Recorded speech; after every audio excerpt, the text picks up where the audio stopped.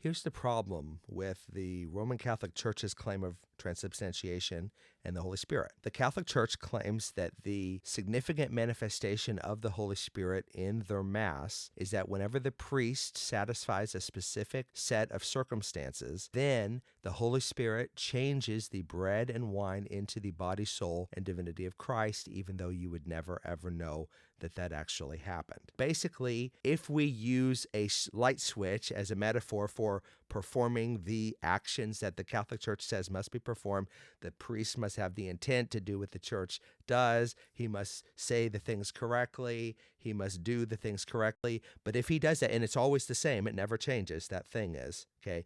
If he satisfies that, flipping the switch, then it always happens. Here's the trouble with that. Number one, there's 0 examples in the Bible of transubstantiation happening.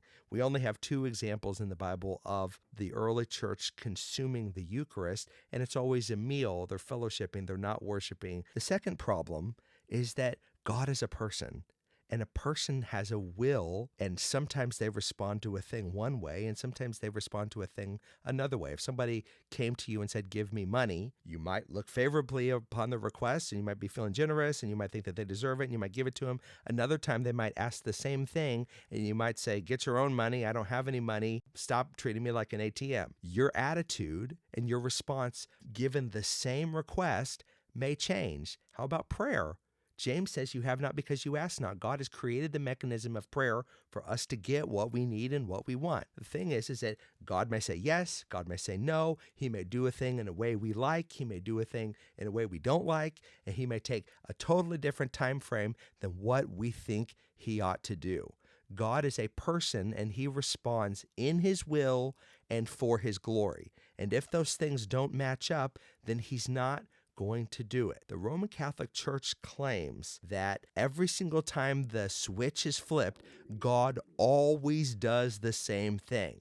Now, this class of miracle that they have invented from the Holy Spirit, it doesn't exist in the Bible. There's never, ever any example of you doing one particular thing and God always responding in the same way.